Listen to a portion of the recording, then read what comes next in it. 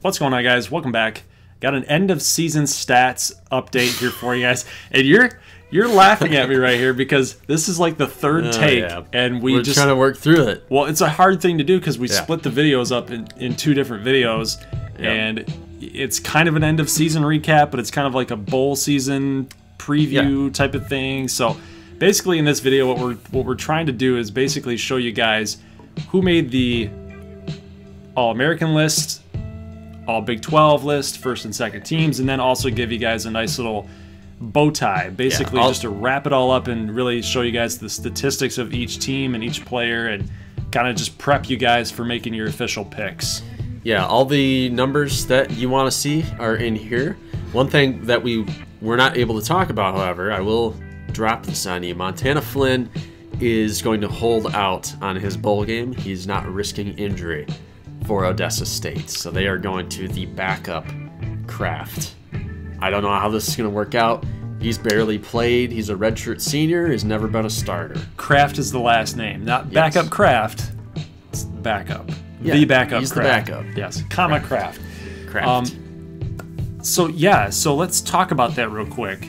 Montana Flynn electing to do something like this. A lot of his teammates have come out and defended his decision, but there's growing sentiment amongst the media and people that are covering the story feeling like this is kind of a shady thing to do if you're Montana Flynn. Now, he is one of the more upstanding guys in all of college football, so it's kind of come as a shock to people that are around the Odessa locker room trying to figure out, why did you do this? You're the face of Odessa program. Right. Now you've brought them back from the dead here. You know, and he said, and I'm paraphrasing, that he's given this university enough.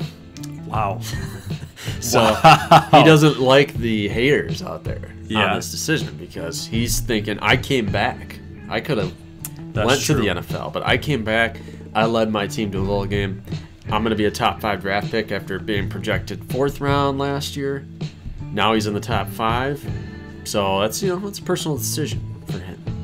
So we'll see what Odessa can do with their backup quarterback. Hopefully the passing game doesn't miss a beat, but it'll be hard. But that's crucial information that you need to know. Yes, so if anybody didn't watch this, so the diehards that would want to watch a stat recap, you guys are in the driver's seat. Exactly. Inside information. Hey, that's why you guys come by, right? You guys have to get in on the inside info. Yes. Join the Discord as well. Absolutely. Yes, that's where we get all that little leakage going on here. So that's going to be the intro to this video. Hope you guys like it. Leave a like if you did. And if you're new to the channel, make sure you hit that red button for subscribe. And we'll see you guys on Saturday for bowl season action number 1. We got 4 bowl games. All right, so here's the stat recap. All right, let's check out our All-Americans. And I'm a little concerned because I don't see a lot of offensive players on here, which is not like it was last year. But we have Montana Flynn getting first team. The decision to come back for his senior season is paying off. Yes, it will pay off in more ways than one, as he has now vaulted himself into a top 10 selection in next year's draft. And, I mean, the scouts are liking his game where it's at. They think he can be a franchise centerpiece. 6'4". Wins all his hardware. That's good. Big Mac, Biggie McKenzie at left guard for ACU will be represented on the offensive line. Thurston Alexandro, right tackle. Had a good season, man. He's going to get a hefty paycheck, too. Yeah, I mean, 6'7" at right tackle. Some teams might like him at left tackle, depending on the handedness and the throwing. But, yeah, he's a good player. Definitely a good run blocker as well. We had a lot of plays to the right side that we were running, and Alexander was a top player for us. He will be missed. Stephen Dixon on the defensive line representing Denver Tech. Matthew Kennedy at right end. So no Price Greer. Wow. On the first team All-American. That's a travesty. He won a big-time award. Sergio Armendariz at defensive tackle. Pierre Hill, defensive tackle. So Ardmore is well represented with Eric Sanchez. Weird that the defense is getting a lot of love here for Ardmore, but we gave up a lot of big plays. Yeah, let's see what we have here. Connor Chandler gets first team from ACU. Kate Subchansky at safety. And Dedrick Carlton also at safety. Taysom Benz. And return of the year does not get first team All-American.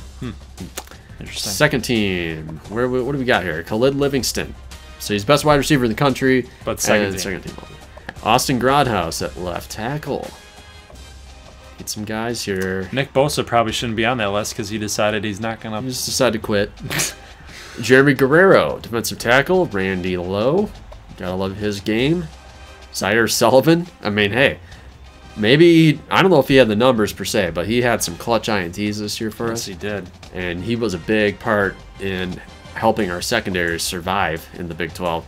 Cedric Ganger also at safety there. Gets some love. And DeQuanda Shook there. All freshmen, no surprise. Gunnar Rivers gets the nod at quarterback. So good news for him. And we'll see if we have anybody here. Lowenthal at right tackle. He's kind of a fill-in tackle, and he gets some love there. Joe Fitzpatrick, one of our recruits. Trevor Cisneros was redshirted, played quite a bit for McAllen, and then Edgar Watts was another red shirt there. So that's good stuff. Now on to all Big 12. We're going to see some familiar names, obviously. Yeah. Oh, yeah. Golston and Wingo. I would put Wingo over Golston. That's interesting that they did Wingo as a RB2. 1777 with 13 scores, and then Golston 1444. Was 17 scores. I'm surprised one of them did not get any love at second team All-American at least. And then Paris McMillan with Huff. No Carson Jackson. He didn't have the stats. You had Oya Tunda there. No Price Greer. Maybe second team. Kenny Bro's just there. Armand Hammer. Get some love there. And then you didn't even get first team All Big 12 return. But he won the award. But he's the best returner in the country. What, did you see where he was from? Who's that? Returner of the year. Pence? Niceville. Probably the nicest town in the country. Niceville, Florida. Marcus Rodriguez gets the nod for second team Big 12. I hate that. Well, I mean, look, he had 4,100 yards with 34 and 7. But every time we watched the guy, he was awful. 6 touchdowns, 6 rushing too. Hey, you can't say he did not get the numbers. You're right. Jarquez Halley with 1193 and 11. Gets some love there with Shook, second team running back. Johnson with all his touchdowns. What did his stats do? Shook? Yeah, people are probably interested in seeing that. 800 rush. So pretty much exactly the same thing he did last year. Just about on the dot, yeah. That's crazy. Joe Johnson there with Kerp and Kleck. So a lot of ACU representation there. Delgado, Ziola, Cooley, Chung, and Trichinger. Although, I mean, hey, that ACU offensive line did not do a good job in their last game. I'm just going to say that. Price Greer finally gets some love there. Livingston also. So, I mean, what's the deal? These guys win the hardware and they don't even get any love. I don't get this. Centavious Stokes King. It'll be interesting to see if he comes back. 6'10". A lot of teams are going to be interested in his services. Yeah, so he might be tempted to leave for the pros. We'll have to see what that. Jeff Lockheed here at linebacker. Jordy Williams getting all those INTs. Bill Stevens. We got to see how many picks he had. Bill Stevens. Only last 3. Year, he had 3 picks. He had 4 last year. He got 3 this year. 2 defensive touchdowns. Oh, he would get 1 better. Good stuff. Damian Smoot with Granger. Charlie Taff at kicker. Petrella, and then Jeremiah Price. You didn't even get second team return. Oh, maybe it's because you're a running back. Yeah, that's probably true. All right, so just looking at some quick statistics here just to kind of see how everybody performed, how everybody did. Shanahan with 2,800 yards. Yeah, well, you know, with the bowl game, he'll get to 3,000, which is kind of the benchmark. Yeah, but you need to have 3,000 before you get into the bowl game at least. 35 is the new benchmark in college football. Yeah, and then 14 interceptions. That's obviously not going to cut it. But guys, he's a first-year starting quarterback. Yeah, he's in 95. He waited all that time. Yep, just to have the 1 shot. So, you know, I don't think he's going to make it in the pros with those kind of numbers, but he might be a practice squad guy. I don't know. John Hicks came into the games, sprinkled him in just like last year, but 20 of 27. That's a pretty good job, but no interceptions, no what issues. Happened here? Jasper Hodges, 1 for 1, 55. I don't know. I have no idea. That's a glitch. It's got to be. I never used him. Was it? I never used him to throw. Yeah. Bizarre. I don't know. I don't know what that is. Shook, you saw his numbers there. 6.4 average, 10 touchdowns, so he did reach double digits. I hope that we can bring him back that he's not going to go into the pros quite yet. He does need to work on some things as far as like catching the ball out of the backfield. Jake Wood, 49 attempts, 260, half of the touchdown total of Shook, so we used him in that number 2 role. Wimberly got involved a little bit later on. Yeah, so we can bring him back as well. Yeah, if Shook decides to go, maybe Wimberly stays. Either way, I think you're going to be focused on the run game quite a bit next year. Options, especially with Hicks and all that. So Hardaway and Foreman, looks like Hardaway was your number 1 this year, and he's gone. So is Foreman. Yes, it's big-time losses here at wide receiver, but maybe Akeem Jenkins can like step up and be that in the guy. Okay, well. Tratnick. It's up to you, Tratnick. Well, that's not a good thing. No. We're going to need some wide receivers to really step up next season. So we'll just have to see how that's gonna pan out here. But you know, it's interesting to see that Foreman had more touchdowns than Hardaway did. But regardless, both guys are still very good receivers around the same type of overall. Defensively, we see that Eric Sanchez got 88 tackles. He was one of our big-time forces on defense. 10 tackles for loss, 2 sacks. Look at the 9 sacks though for Pierre Hill. That's a lot. And Vinny Hill-Parrish only had 3 this year. Took a step backward. You're right, but he's a senior. It'll be interesting to see if he ends up going. And then Jeremy Guerrero. So your interior did most of the sacking this year. So yes. Guerrero had 9 sacks as well. Jasper Hodges, junior redshirt, he might be gone too. And Duarte leads the team with Sanchez and INTs. Yeah, Sanchez is going to be a pretty good player. Solid player. All right, ACU time. Amani Stoudemire did not play that hot in this last game. 30 touchdowns, those 3 picks added on to his total. Now he now has 12, 33-93. I think he's done a good job, at least overall. I think he's made his case as an NFL quarterback. He's kind of projected in that 2 to 3 round range. They don't know if he can be a franchise centerpiece, but they know that he can play at that level. And then Peter Vajacic, with a lot of mop-up duty and a lot of injury time, came up with 499, 3 INTs though to 1 touchdown. So what do you think? I don't know. Next year they're going to be relying on Vajacic, and I think he might be. You know, his audition wasn't perfect. He's got some time though that he's finally got into some game action, and now he's going to have the whole entire offseason knowing for sure that he's the number 1 guy. Maybe he's going to be the guy that takes the team over to the top. I mean, Stoudemire, when we transferred over from Bishop to Stoudemire, you could noticeably see the progression of the offense and the team at large.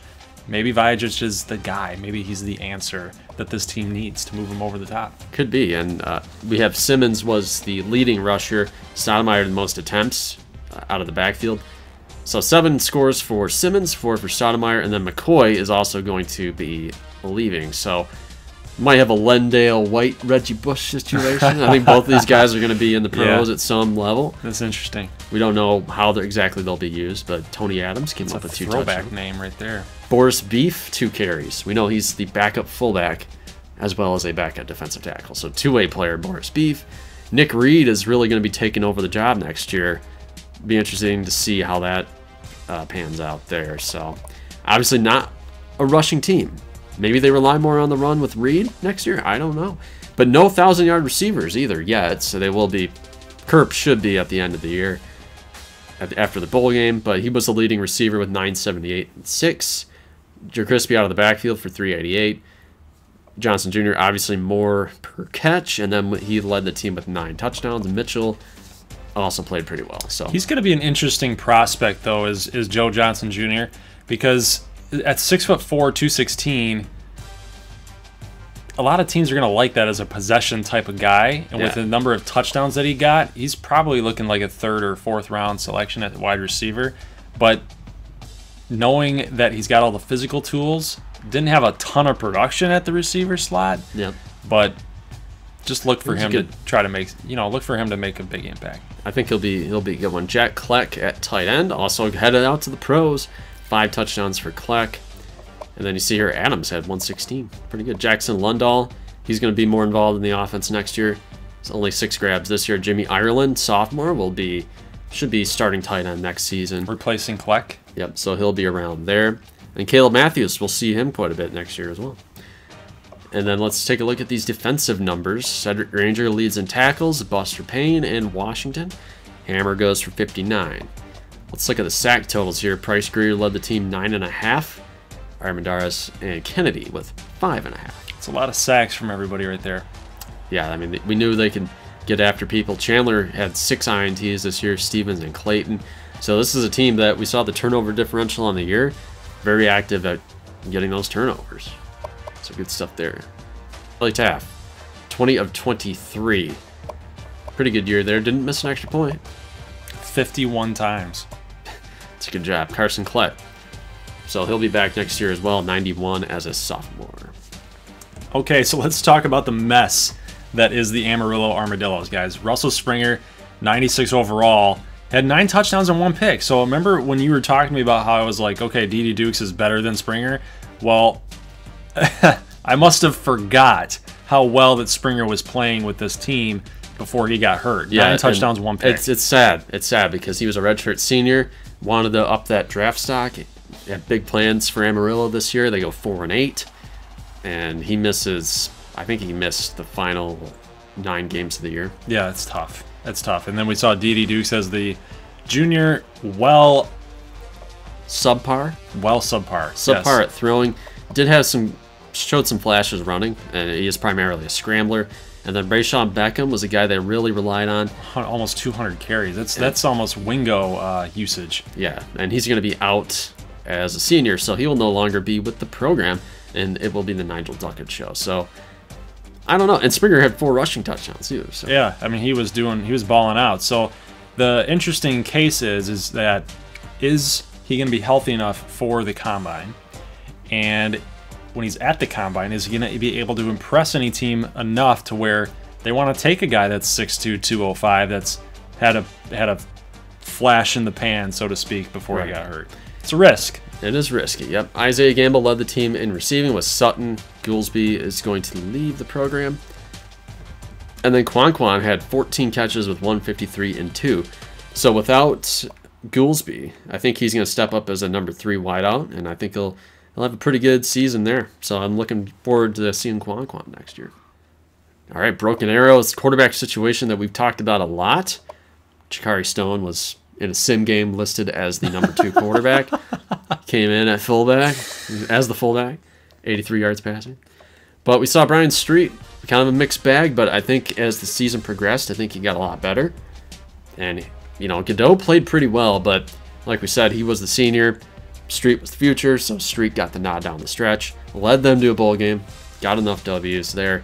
I'm looking for big things. Yeah, let's see how he does in the bowl game. Like you said, there was some obvious progression throughout the last couple weeks. New playbook, new style. It's obviously benefiting him. All right, look at the rushing totals. Trumaine Chapman coming back next year has 1,000 yards. Only 4 touchdowns, though. I would like to see him score a little bit more. Street was also active in his scrambling ability there with 3 rushing touchdowns. Louis Preston with 153. Look at the receiving here. Cassidy Morris led in receptions and yards. I mean, you see the average per catch. Pretty solid. Yeah. I'm thinking a little more explosion would be nice, but yeah, they do have some targets here. So Broken Arrow's looking pretty good heading into next year. Well, they got some athletes in that recruiting board that can possibly play receiver too, so it'll be interesting to see. Denver Tech. Let's look at these totals. Drakeenan Timmons, effective. That's all he has to do in the passing game, really. And then Alex Makovich slated to take over. Only threw 11 passes in his redshirt freshman season. From Beecher, Michigan? Holy crap. Yep. Drakeenan Timmons, leading rusher on the team, obviously was Schmidt and Holly. He had a little bit of injury issues, but Timmons was far and away the top scrambler with 16 touchdowns for the Heisman winner. Jarquez Holly, with that fill-in season, gets 1,100 yards, 11 scores. And then Atari Scroggins was 692. And then Schmidt was the starter, but didn't see the field very much this year with 176. He'll be back. Oh, yeah. Maybe. Oh, yeah. I mean, you see the receivers here. They're at this point, they're going to be blocking. I mean, that's all what they like to do. But they will get down there and get some scores like Singleton and McCullough.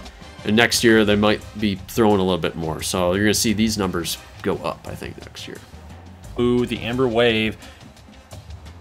Yeah, Mitchum. Not much to say here, guys. They don't want to throw the ball. Jace Freeman with 4 touchdowns, 2 picks. Mitchum with 9 and 6. And the production, guys, is about the same. I mean, look at the rating, though, was heavily going towards Freeman, so I think he was the better option. I mean, look at Mitchum's completion percentage. That's almost 50. It's a little bit under 50%. 48%. 48. Obviously, Jace Freeman's 65. He's a better passer. It'll be interesting to see how Camu implements a new possible playbook as head coach Bud Warner. We've alluded to it before that this team is starting to take notice of the success that Denver Tech and ACU have been having with that spread type of option, that spread type of run. This is the kind of offense that college football runs now. Not a whole lot of success is coming from option teams.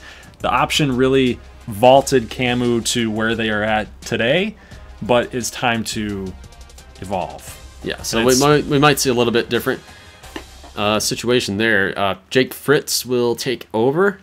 Sidney Layton will be back. Golston led the way this year, 14, 44, and 17.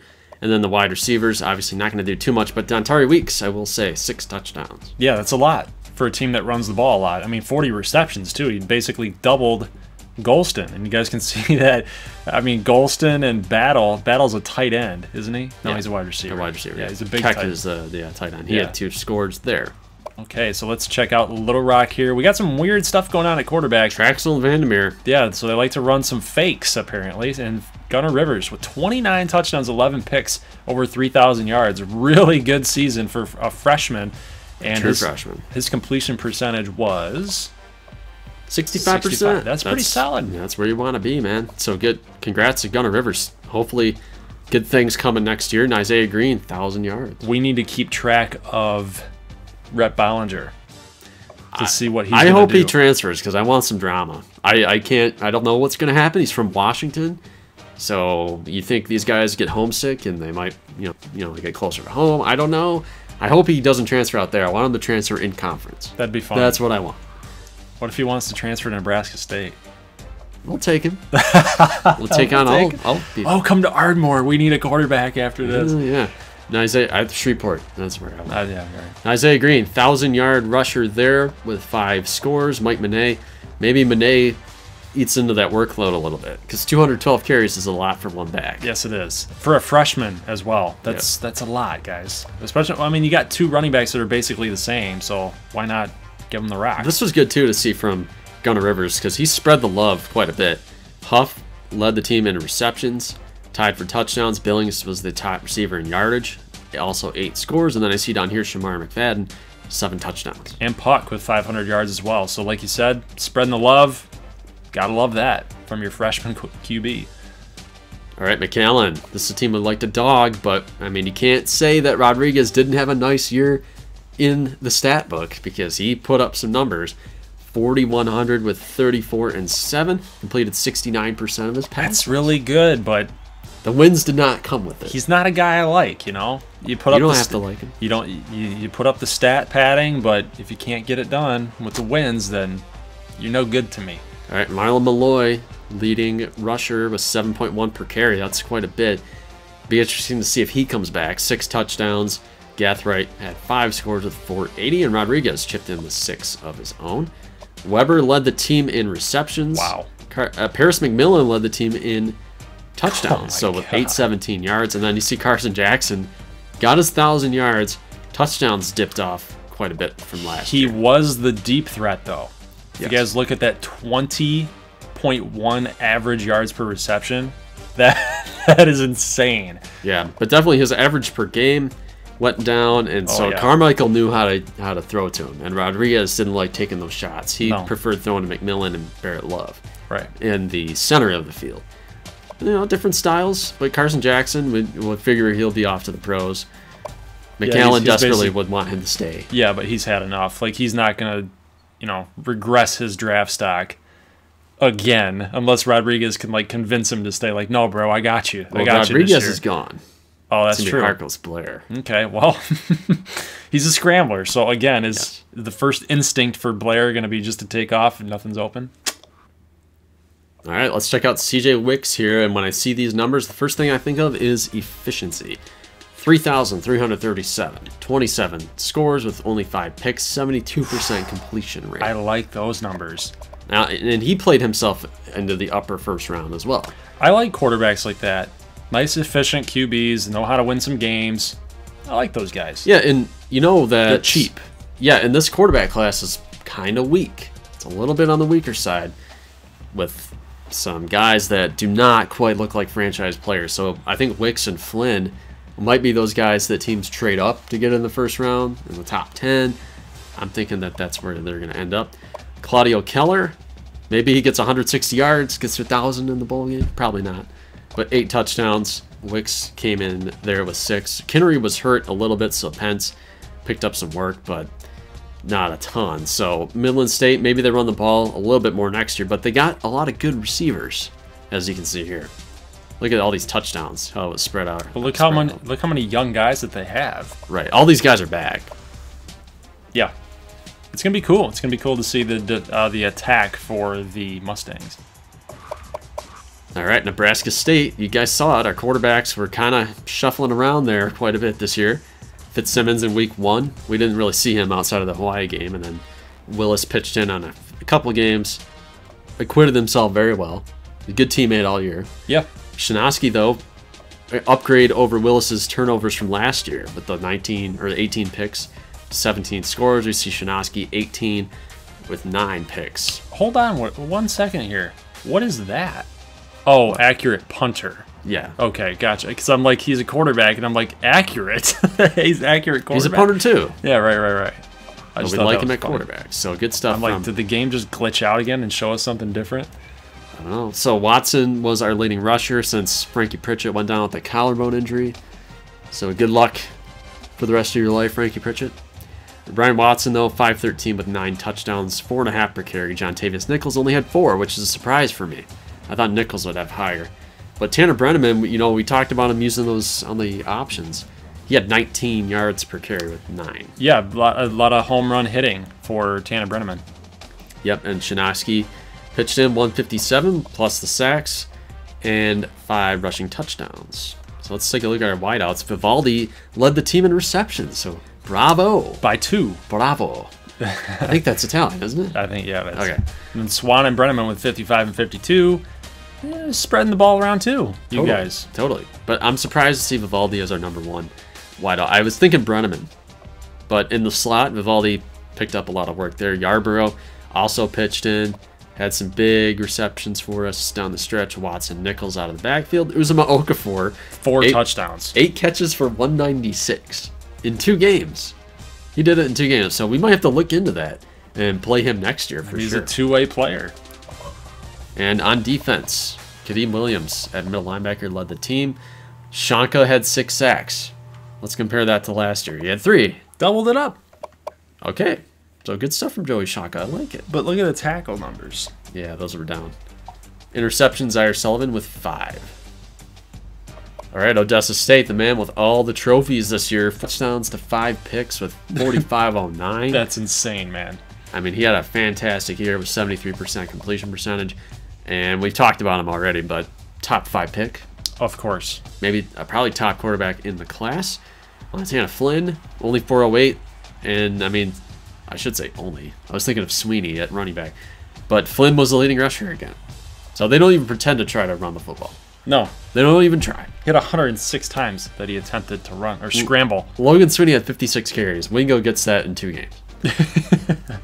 So Sweeney was the leading wideout in receptions with 87, 7 scores. Khalid Livingston won the Bolitnikov with 12 touchdowns and 1,100 receiving yards. Sidney Sisk, and then Skinner, Rivera. So many receptions, guys. Yeah, so this is a good crew.